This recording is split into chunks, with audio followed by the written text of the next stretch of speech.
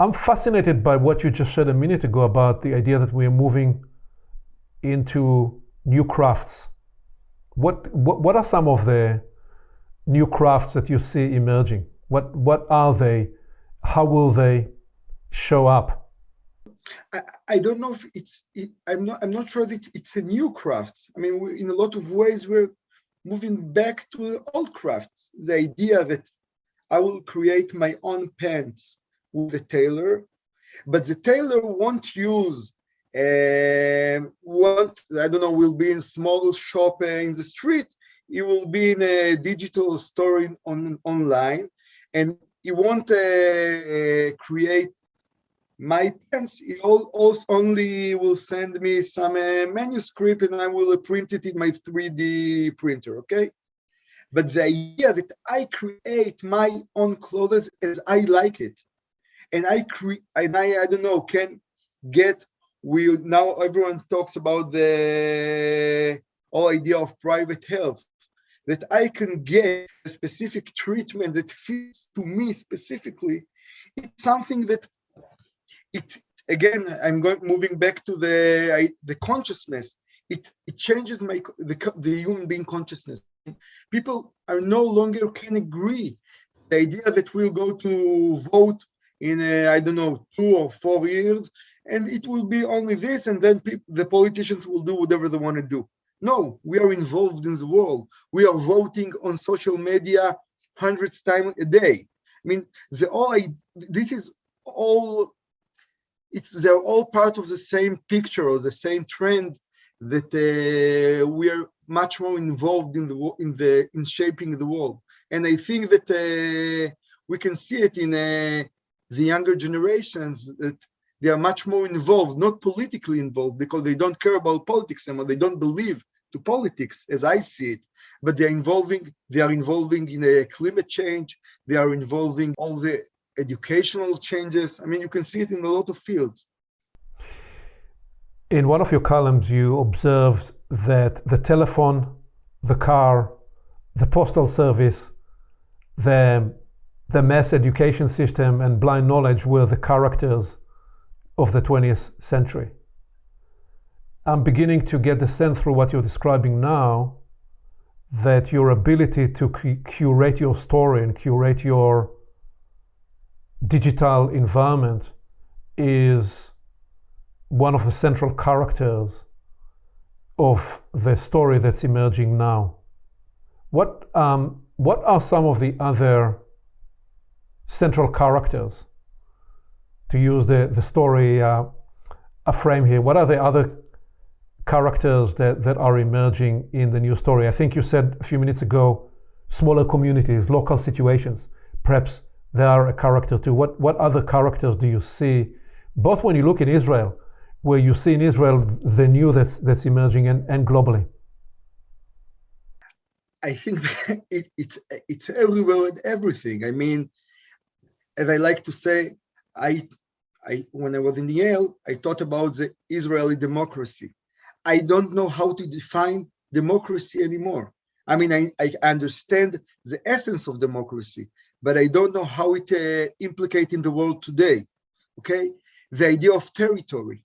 We talk about territory, but what is the meaning of territory in times that in the digital world, you live in a sense of no territory. I mean, you can live everywhere, every time, anytime. So I think that today we really redefine these fundamental ideas of space and time, as Immanuel Kant called it. I mean, this is the way human beings understand the world, through space and time. And we see that the idea of space is changing, fundamentally changing. And also the idea of time is changing, not the days or the years or the minutes, but the tempo of the time, the way time moves, the way we sense time. It's all changing. And I think that when those two powers or those two frameworks is so fundamentally changing, everything is changing. So implicit in what you're framing there is the proposal that could it be, I'm thinking out loud here, could it be that the 21st century is, as we move forward, is going to be propelled by those three powers: consciousness, space, and time, and how consciousness reshapes space and time, consciousness being the irreducible currency that in the way because in the way you just talked about time and space, the irreducible element in there is consciousness, human consciousness, and how it updates it. I think that every time of how it's based on the three things that you said: consciousness, time, and space. Think about the 19th century, it's the same. The idea of the trains, as Dickens described it, okay? It's changed people consciousness. The idea of time, when the big watches were on the buildings because of the trains, it's changed the way people see the world. It's changed the people walk. It changed even in the smaller things. I mean, the way you live. And in times of how, the space is by definition changing, the time is changing, and of course, the consciousness is changing. Think about the 16th century, the revolution of Copernicus. It's the same. At the moment that he changed the story that we tell ourselves, that we are not the center of the universe, but we are only one of the balls that moving around the sun. When he did it, he really changed our consciousness, and by definition, he changed the idea of territory in a lot of ways and the idea of time. I mean, it's always come together. What were for you, moving a little more to the personal, biographical side of the story, what were for you some of the Copernicus moments where you came through a moment of realization that changed your consciousness, that you can tell, and that partly perhaps shapes what you write today? And in a minute I'll ask you about the drive, your book. But when you reflect on your personal journey, what were moments where you said, right, I thought up until now this, and now I'm realizing that the world that I see is different? I had a lot of moments like this. I think it's kind of who I am. I mean, in a lot of ways, I think from the age of 3 or something. But in 2018, I think, I felt really, really strong that people are no longer moved by the story that I still believe in a lot of ways. I believed in then. I mean, I felt that we can read huge headlines in the newspapers about what's going to happen, but people don't react like this. I mean, the gap between the way we live our life and what we talked about the way we live our life becomes such a huge gap that I couldn't ignore it anymore. I mean, this was a moment for me. It was not a moment, it was a process, but I think there was a moment that I saw that people no longer acting as the way we think that we'll act. And I think this is when a paradigm changing. As Thomas Kuhn in his book describes the rays of Einstein, I don't know, and his theories, it's people didn't get the results that they were expected over and over and over again. And then the paradigm, slowly by slowly, it's crumbling. And I think for me, it was in 2018. The sense of the paradigm shift, that politics were no longer delivering, looking at... No longer relevant. This is the fundamental idea. Partly accelerated by geopolitical events, I imagine, by Europe, by Brexit, by politics in the US, and by the breakdown in Israel. But what you're describing there is a moment where there is a recognition, a point of recognition, that the operating system no longer works and we need a new operating system. Admittedly, I don't even think I don't even think that it's no longer works. I mean, we're no longer believing. It's much more important. I mean, it's like in relations, in any kind of relations, when you don't believe anymore to the other side, you know that this is the beginning of the end. I mean, you can't.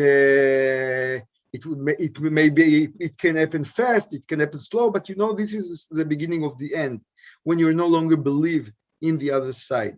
And I think this is, for me, this is a basic idea. Relations between human beings, between human beings and the stories that they're living, etc., between human beings and the order that they're living, it's based on the idea of believe in the story and in the person in front of you.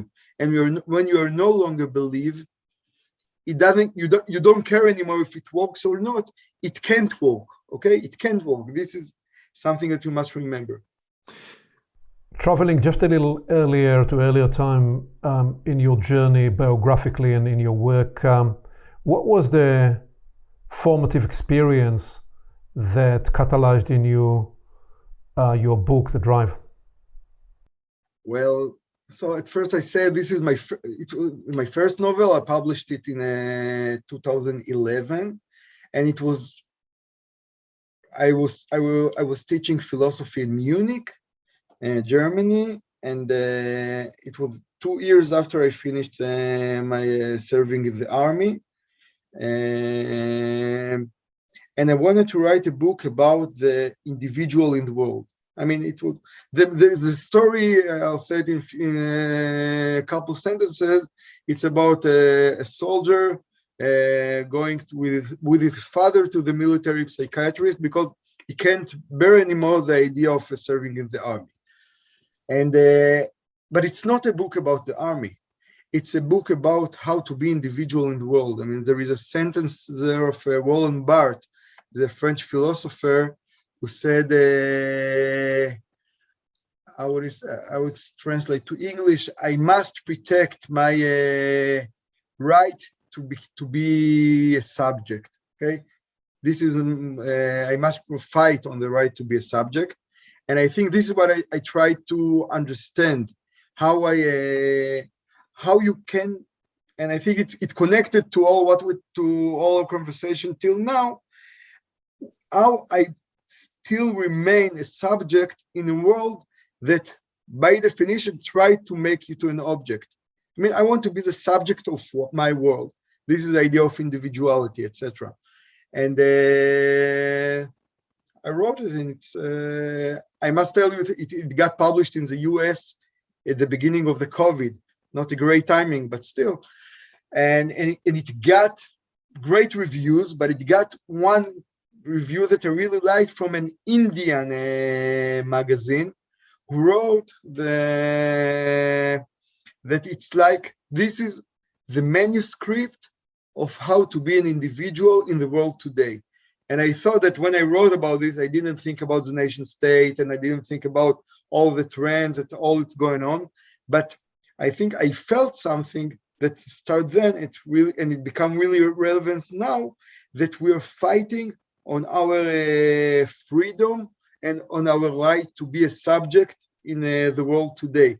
And it's not something that it's, in the 20th century, the state were the agent of the freedom in the world, the nation state, the idea of the nation state, the liberal order, etc. And nowadays, as I see it, it become almost the enemy of the idea of freedom.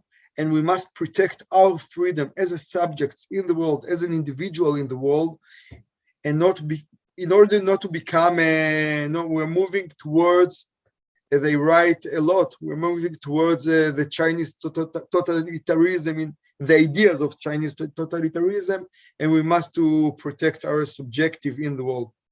So this is what the book is all about.